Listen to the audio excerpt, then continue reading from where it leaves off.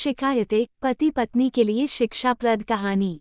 दोस्तों, जब नई नई शादी होती है तो पति पत्नी में प्यार बहुत ज्यादा होता है। समय के साथ प्यार कम होते जाता है और फिर एक दौर ऐसा आता है जब वे एक दूसरे के साथ बातचीत भी नहीं करते। ऐसा बिना कारण नहीं होता, इसके पीछे जो छोटे छोटे कारण जिम्मेदार होते हैं उनके बारे में कोई ज्यादा सोचता नहीं है। आज की कहानी आपको इन सब कारणों से अवगत कराएगी और सोचने पर मजबूर कर देगी, इसलिए इस कहानी को पूरी जरूर पढ़िएगा। पति पत्नी काफी दिनों के बाद आज एक साथ बैठकर चाय पी रहे थे क्योंकि आज उनकी शादी की 25वीं सालगिरह थी। पहले की तरह वह अब साथ में समय बिताते नहीं थे, ज्यादा साथ में एक दूसरे के पास बैठते नहीं थे। पता नहीं किन कारणों से उन दोनों के बीच की दूरी बढ़ती ही जा रही थी। चाय पीते पीते पत्नी ने चुप्पी तोड़ते हुए कहा, मुझे आपसे बहुत कुछ कहना है, आपको बहुत कुछ बताना है, लेकिन अब हमारे पास एक दूसरे के लिए समय ही नहीं है। मैंने इस बारे में बहुत सोचा है और मैंने इस सिचुएशन से निपटने का एक उपाय निकाला है। अगर आप राजी हो तो बताती हूँ। पति ने सिर हिलाकर हामी भरी।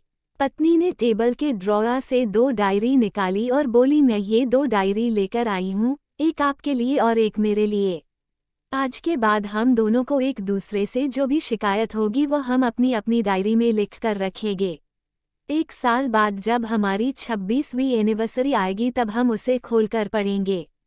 तब हमें एक दूसरों की उन चीज़ों या आदतों के बारे में पता चलेगा जो हमें नहीं पसंद है और हम उन्हें सुधार पाएंगे या कोई उपाय कर पाएंगे। पति को भी पत्नी का आइडिया पसंद आया और उसी दिन से डायरी में लिखना शुरू हो गया। देखते ही देखते 1 वर्ष बीत गया और 26वीं एनिवर्सरी का दिन आ गया। पति पत्नी दोनों ही डाइनिंग टेबल पर बैठकर चाय पी रहे थे और पास में दोनों की अपनी अपनी डायरी रखी हुई थी जो उन्होंने एक दूसरे के साथ बदल दी। चाय खत्म करके पहले पति ने पत्नी की डायरी पढ़नी शुरू की।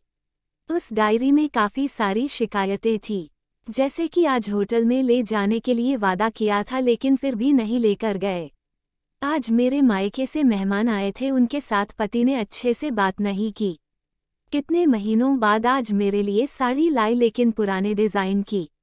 आज मेरे सीरियल देखने के समय पति ने चैनल बदलकर न्यूज चला दी। आज गीला तौलिया सोफे पर छोड़ दिया। ऐसी कई सारी शिकायतें थी।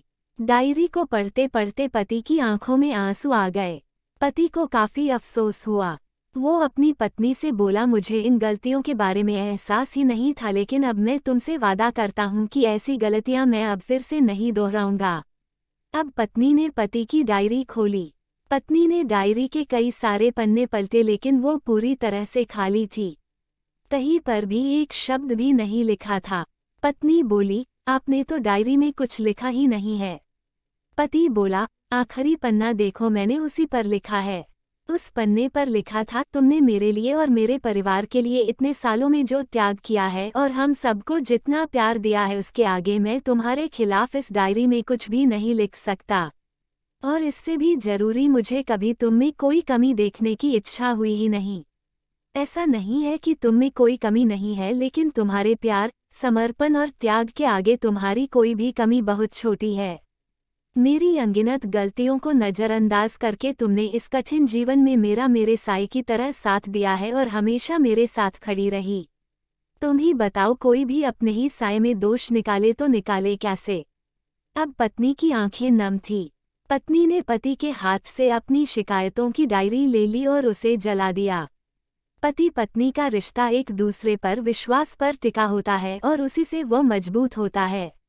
उम्र के एक दौर में पति पत्नी को एक बात अच्छे से समझ लेनी चाहिए कि एक दूसरे में गलतियां और कमियां निकालने के बजाय अगर यह याद रखा जाए कि उसके साथी ने उसके लिए कितना त्याग किया है तो इससे उनका रिश्ता और भी ज़्यादा मजबूत ही होगा। दोस्तों, छोटी सी इस कहानी को लिखने के पीछे मेरा प्रयास है कि इन दिनों पति पत्नी में बढ़ते जा रही दूरियां कम हो सके और खासकर गलतफहमियों की वजह से या सिर्फ बात ना करने की वजह से बढ़ती जा रही दूरियों को आराम से शांति से बैठकर बात करके कम किया जा सकता है या खत्म भी किया जा सकता है।